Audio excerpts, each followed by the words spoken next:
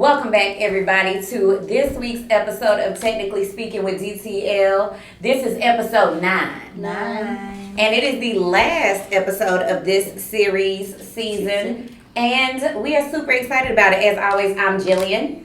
I'm Jasmine. And they're the birthday girls. They have birthdays on the 5th and the 8th of May. Birthday. So that's why they have their beautiful hats on. So happy birthday to the birthday girls. Thank you. I'm still Alesheia, and we have a very special guest. Very, very special guest. I am Dr. Vanessa Raynor, Dean of Academic Support Services. Yes. And our boss. Yes. So let's give her a hand for that, guys.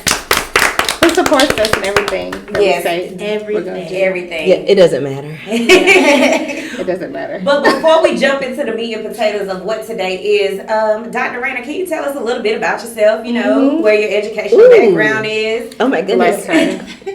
So in 1977. Wow. Just kidding. I received my undergraduate degree from UNC Greensboro. Spartan Spirit, the better school. She was down the street, y'all. In Greensboro. Then I left from there and I went to another school that was even better than that one, meaning the one that is AD, I'm not sure. North Carolina Central University, and I received my Master's of Education. That is an HBCU that has a law school. Mm-hmm. Yes. And then from there I went on to become a shark. So I left the Spartans and left the Eagles, and then I became a shark. All of these are very powerful animals, as you know. And I went to Nova Southeastern University down in Fort Lauderdale, Florida, where I received a doctorate in speech language pathology. It is a clinical doctorate. Nice. So and she can tell when I'm not speaking right correct. Well. I will not. Yes, you will. However, so that's your background. You're a speech pathologist by trade. I am. Awesome. So today we are talking about QEPs. What is it? What does it mean? And what's ours here at Shaw University? So I am going to turn it over to Dr. Raynor and tell us a little bit. What is a QEP? So a QEP is a quality enhancement plan. It is part of your reaccreditation that you do with SACS COC. Shaw University is accredited by SACS COC. And in order to improve your university, every 10 years, along with your reaffirmation, you complete a QEP. Okay. The QEP is something that has to be broad-based, and it has to impact the university community. So what we chose... Okay, we're ready for it. Here we go. Get ready. And it does impact the entire university. Retention, graduation, so time to graduate, time to completion, and career readiness. Because ultimately, we want our students to come in. Yep. We want to keep them. Yep. We want them to stay. And we want them to graduate within 4 to 5 years. And we want them to have a job. Yeah. Because if anybody can find you, and everybody knows it in the world, 2 people, it's Jesus and the IR and the S. Okay? They will search high, near, far, and low to get that dough. Yes. Ooh, bars. Okay. So, I love it. that is what our QEP is about. Now, I'm assuming you want to know our tagline. Yes, I want to know the tagline. Our tagline is persistence plus progression equals completion. You get that, Josh? Persistence We want plus that progression equals completion. Yes. Persistence plus progression equals completion. Now, can we say it together? All right. I'm ready. Persistence plus progression equals completion. Ooh, completion. See, I'm not good with the Sally sells, she sells kind of thing. I need a speech pathologist. Now, I couldn't get it out. an easy way to remember is to say P squared equals C. That's for me. P squared equals C. Yes. Oh, that's cute. That's Yes. cute. That's cute. So you did say something about sex and accreditation, because I know a lot of times people get, as a student especially, you get lost in like alphabet soup. So why is it important? Why is the QEP important? Why is it relevant to sex? If I'm getting a degree, I'm doing what I'm supposed to do. Why does it matter? Right? So if you are going to get a job, or you're going to pursue an additional degree, you want to come from an accredited university. Okay. If your university is not accredited, now SACS COC only accredits universities and colleges in the southern region of the United States. There are other accrediting bodies all over the United States, right? But we are accredited by SACS COC, so we want your degree to be valid. That means your degree has validity and reliability, and you can move on to your next step. The QEP validates it by saying, hey, we're trying to improve our university.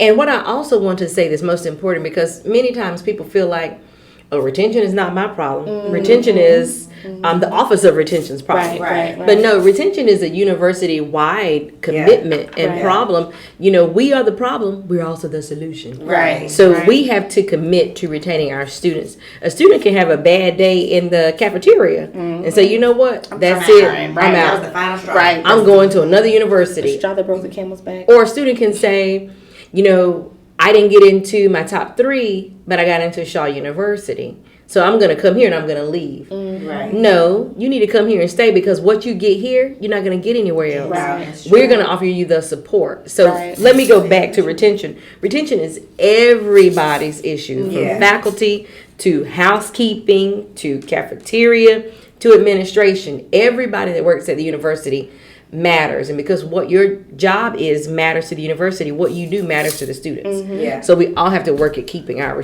students and retaining them. And that's true, because you think about it, right? So if you're doing interviews, right, when people come to the university, they talk about, oh, I just, I love working with students and I just want to make a difference.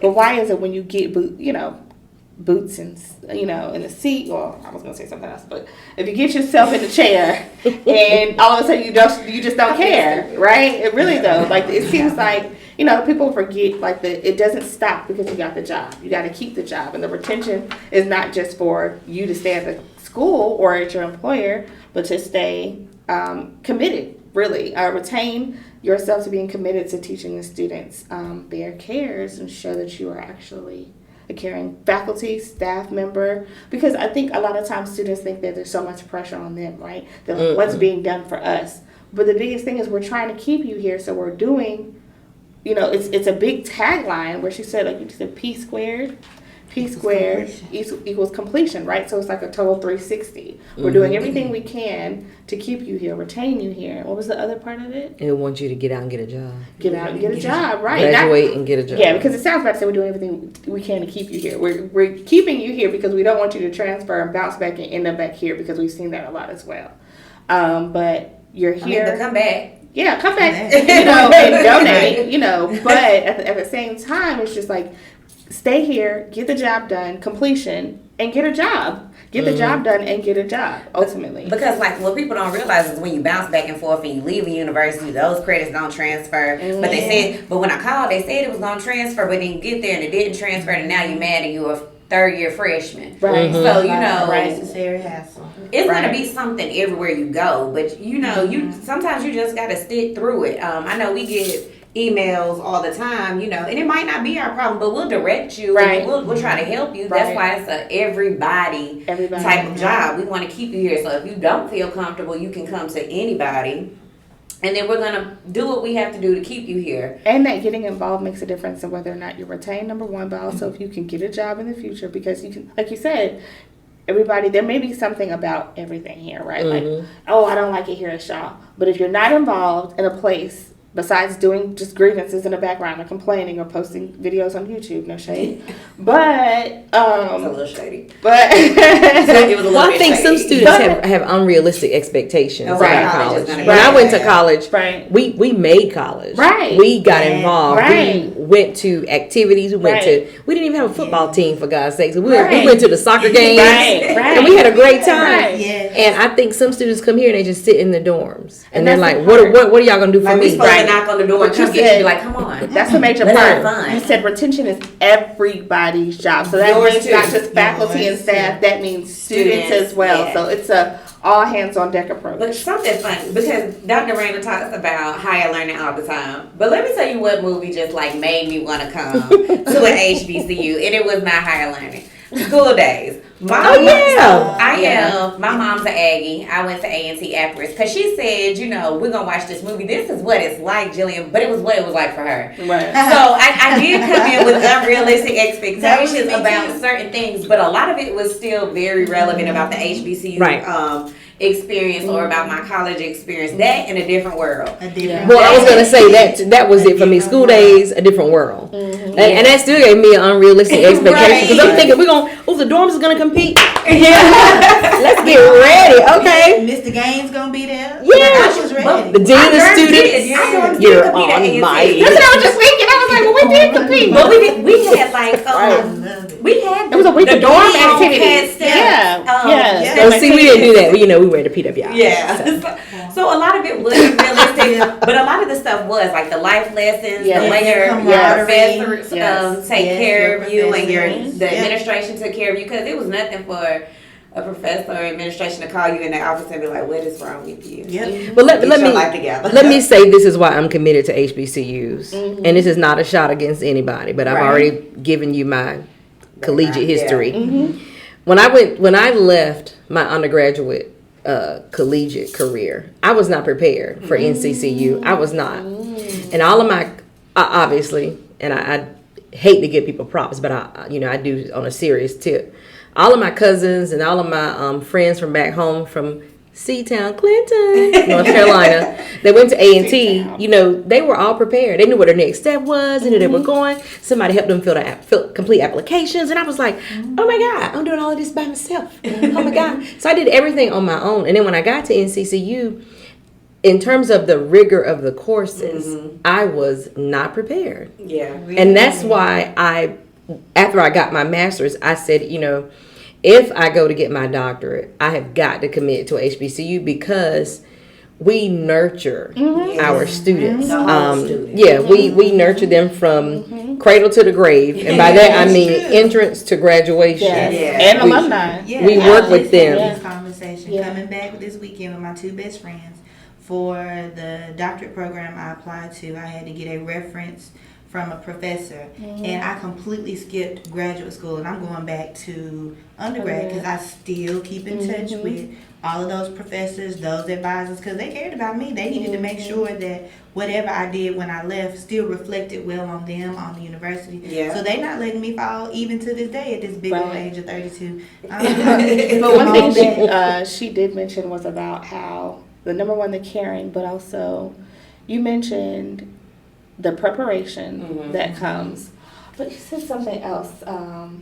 It walked right out my mind just now. But it was basically the support that you get. And I really, it just walked out. Y'all can talk about something else. But I really, The opportunities, the opportunities, but the support is going to be there. Now you have to accept the support. Yeah. Yeah. Like, that's that whole you have to do you too have to do your part. But let's run it back to where we were talking about accreditation. So, because I know some people don't understand the importance of it. Because I remember going through looking at accreditation, and like certain departments will use accreditation and how they will be fighting to get back. So. And you can have a department that's accredited because our business program right now is applying for accreditation. Okay. But your whole university needs to be accredited by a larger body. Yeah. So you can have individual program accreditation. Okay. But your university has to be accredited by an entity, just like Shaw, UNCG, NCCU, what is it, NC State. We're all accredited by SAC COC. Okay. Because you want the whole university to be valid and have some validity behind their degrees when your students are applying for a job. So I remember now. So going back to, you said preparation. A lot of times people think that HBCUs, and it is, I hate when people say it like, oh, they don't prepare you for the world because everybody's not going to look like you where you're from, which is, I think, one of the biggest lies or minced truths. But even, speaking to your experience, you went to UNCG and you went to go to an HBCU and you didn't feel like you were prepared for the rigor. And people will say, well, HBCUs, they don't have the rigor. Or you're going to go there, you might not be able to go straight to law school. Yeah. Right. Like I know for me, I was an English major and I had Dr. Gabriel Kamara. When I tell you, I can break down the English language like no other. I hated him at that point in time. But listen, I can read a contract. And I'm not even in law. So, but I think. We always operated. You have to work twice as hard. Yes. And if you think about even Kamala, Vice President. Yes. Kamala Harris. She went to Howard. And she, did. There are other great blacks, but it's somebody wanted something to look at. that's a person that you could say You who's can an emulate her, HBCU. yeah. Yeah. And I think that that's something that big people really have to think about. They're like, oh, I just go to Shaw. No, you don't just go to Shaw. You go to a school that was founded in 1865, right at the end of slavery. And it gave women the chance to learn in 1865. We couldn't even vote as black women. So let's The first dormitory for women. Yeah. Right. Which is such a Well, big we deal couldn't even in vote as itself. women as a whole. So you could go get an education, and they still expect you to stay at home. But they said, no, we're going to pay for you. You know, people were paying for the people to go to school. And I think that's something you don't just go to Shaw. It's that like people say, we go to, we went to A&T and you went to Central. There's a sense of pride. And I think that sense of pride is what's going to tie into the retention part as well. Please don't leave. Jasmine out. Oh, what's the Taylor? I'm sorry. You know, the Ramley gonna tear us up. The Ramley is gonna tear us up on YouTube. Chew the backer. Whoa. This is a family show. This is a family Yeah, we show. don't want to go too far with the chew the backer. Right. I was about to say, girl, the Ramley You is gonna can't tear us sit. up. You can't sit at the table. Right. But you're right, it is that sense of pride. I did get a degree from a PWI after I went to my HBCU, but that was my foundation. If anybody asks where I went, that's where I'm going I'm to always stay. gonna say A&T. Right. It's always going to be Right. first. I'm always Right. going to listen when Salem State first because it made me so that I could go other places.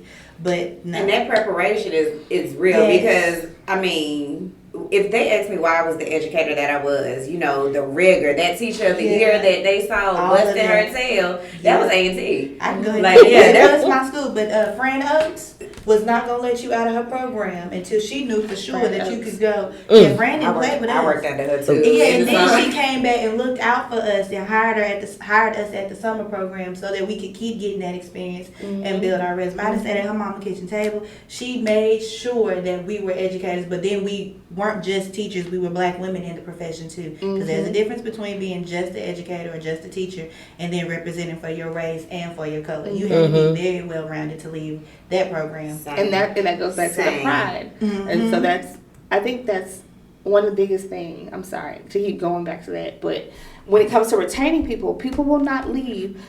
There are people who are, I'm not gonna lie, people are failing in college, but they won't leave everywhere. their school. Right. So, yeah, that's one Unless of the they're people- kicked out. They will, they will not leave, but they will do everything they can. Because first of all, they're like, no, I'm gonna be an egg. I'm gonna be a, I'm gonna be a bear. Right. I'm gonna be these things. And it's the pride of, I don't want to leave here. This is my home. This is my family away from home. So, the retention part, like I said, it starts with the student, not to just reach out to your friend, but kind of reach into that intestinal fortitude and say, why am I here? Like, I'm a part of Shaw, the oldest in the South, right? What history or legacy am I leaving here, right? And that goes deeper into making sure that I'm going to complete this course because I'm going to be that person who went to Shaw University, who was still the first in 20,000, 9,000, something beyond, or, in my field or something, right? I'm going to make the difference, so they'll know my name. Like Terrence J just got a Grammy, right? Yeah. We know he went to A&T, right? Or Oscar, whatever the two. It was an Oscar, Or, just people that you can namely say, but you'll say, I'm going to be that name. And that's the difference to being P-squared to being completed, right? Is you're having that.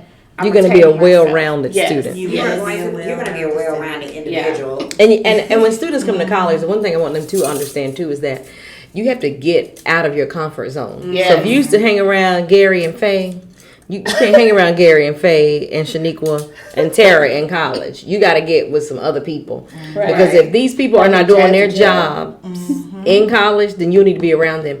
You need to be around people. And I have some students that have said, I wasn't the best student in high school. So what? You're here now, and now you get to prove to yourself all over again. I always tell them, do what you have to do now so that you can do what you want to do later. And I also tell them, I got mine. It's not that you got to get yours. It's I got mine. Let me help you get yours. Get yours. That attitude right there. So that's where I come. To keep you, Yes. Let me help you. Shout out to Dr. Raynor because we were sitting in an interview with a student the other day. Oh yes. And we interviewed her. She interviewed great. She did an awesome job.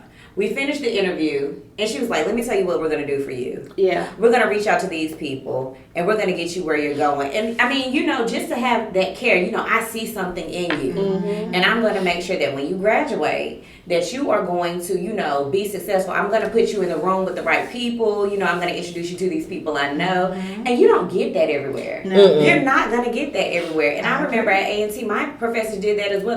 We had the principals from Guilford County come in, do a mock Principal interview, and to make sure, no, this is what you need to say, because we want you to leave here ready. And David Williams was here last week. He told y'all, come over there. They're trying to get you where you're going. So even then, it comes down to like we have a closet. Like I have a closet. I'm moving. We're moving. We are in the process of moving, and I have clothes that I know I don't wear, and I'm willing to give Donate them to them. Right? Yes. There's things that nice. again here that we will give to you, pour from you from a place of care that you may not get. And I'm not going to say other places don't care, but there's different exhibitions of care, if you will. Yeah. They know I'm gonna like share this. HBCU. And I'm going to share this. I was recruited by Chapel Hill through this minority program where we went and spent a couple of days because, of course, they wanted to get their minority numbers up. Quota. Right. So I was like, first of all, why are we targeting like this? But okay, I'm going to go see what they have to say. Because I knew I was going to A&T. I mean, but I was like, you know, this free little program, I'm going to go. Why not? I'm going to go. My parents said I was going. That was the other thing. But they said in my freshman seminar classes, I was going to be one of 300 people. Now, what you're not going to tell me is I'm not just a number, but then tell me I'm going to be in a class of 300 people. So my professors don't know me. Right. They're not going to be vested in my education because they don't know me. Right. So I could be there or not. I hand somebody my clicker. And that's And it. then it was like Right. still segregated. You know Right. what I'm saying? Like the black people had this thing. And I mean, just to get off that soapbox, but I think that HBCUs, especially a smaller one like Shaw, will help you thrive. Yes, they're invested in They your are success. invested in you. They know you. Like we'll see names on lists. We're like, oh, we know them. They know better. Right. Like you Right. know. So I think. I don't even know where I was going with that. But we're going to get you completed. How about that? Well, We're I going to think get you it's out of kinda here. like the family HBCU aspect. Yeah, the love. family aspect of it, Yes. right? So, you know, some people have really big families and some people Yes, are really Lord. smaller families, right? But just because you're in a big family doesn't mean like it's filled with love. But just because you're part of a smaller family doesn't mean that it's cold, right? So it's more tight-knit, kind of like, I need help. You can reach out and say, I need help. You might not even say anything, but we're so used to seeing you and engaging with you. Or we see signs like your grades are dropping or you're not going to class.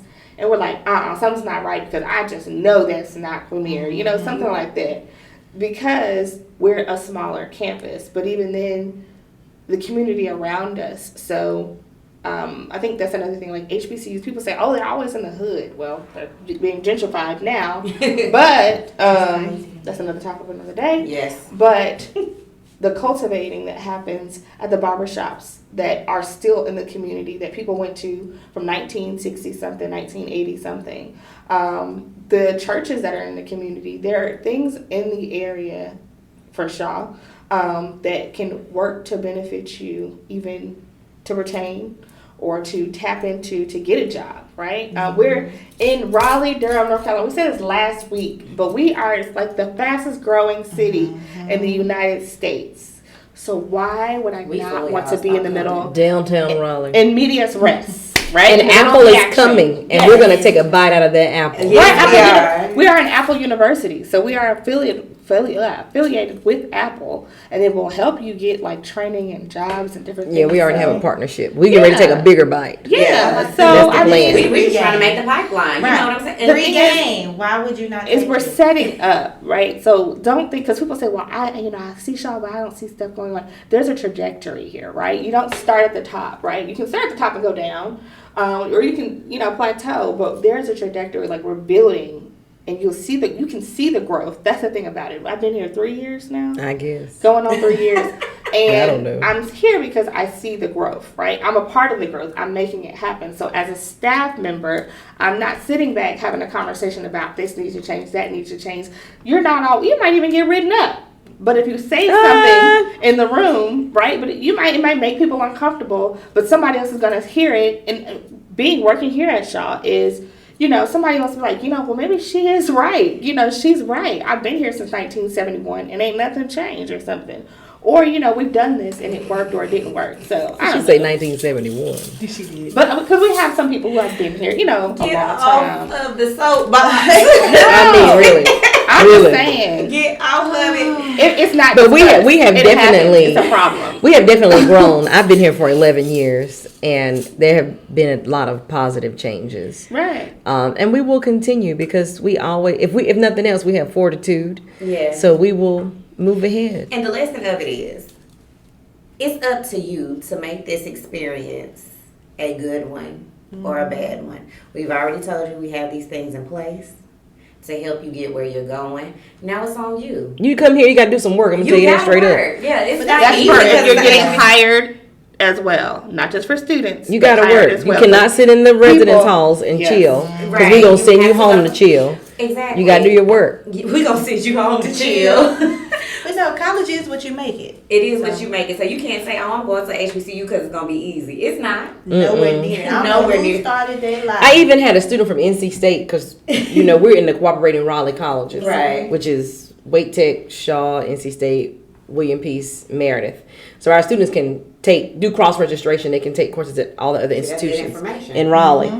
And I had a couple of students from NC State in my program once upon a time in communication sciences and disorders, and they said, my classes at NC State are nothing like this. Yeah. These classes are actually hard. You They're gotta making me work. work. My classes at NC State are easy. I've never had to write a paper that was 10 pages long. I've never had to do so many presentations because we want to build the student. Yeah. We want to make you renew your mind and have you change. You should not enter any place and leave that place the same way you were. Yes. You should come out a different person, a better person. That's our ultimate goal. Yes. You come to Shaw University, excellence, opportunity. This is Shaw U. Oh, look at that. All right. 2 claps for the youth. And I think that right there is a great ending point. Yeah. So Great, because I have a meeting. Yes, right. So thank you so much, Dr. Raynor, for coming out. You're welcome. Thank you guys hanging for with having us. me at the Diddle TS. Yes, we appreciate it. Diddle TS, digital teaching and learning. Technically speaking, I can't get it out. Diddle TS. Diddle That's it. TS. All right, we're good. Got some really good information today. So we're just going to leave you all with a couple final thoughts on, today's episode. I don't want to go first though. I'll go first. Okay. I think today's conversation was really good. Yep. It brought some of the other issues in collegiate life, like accreditation in your programs, to light because you don't think of those things as a student. So I think my final thoughts would be to really, really look at the program or the university rather. If you want to come to Shaw, that's even better. That you're applying to, and then get there and stay. That retention piece is really, really important. So I think good stuff in today's episode. Mm-hmm. P squared equals completion. I like That's all I think. Yep. That's a good one. And I just think, get completed. Like, Get completed. it might not take you 4 to 5 years, which we wanted to, but You'll be a just student get it. at least. If you have to take a break, come back. If you finish early, like Jasmine said, be a super student like Leash. Just get through. Get it done. Push through because it is an investment. So those are my final thoughts, and thanks for watching, guys. Thank you.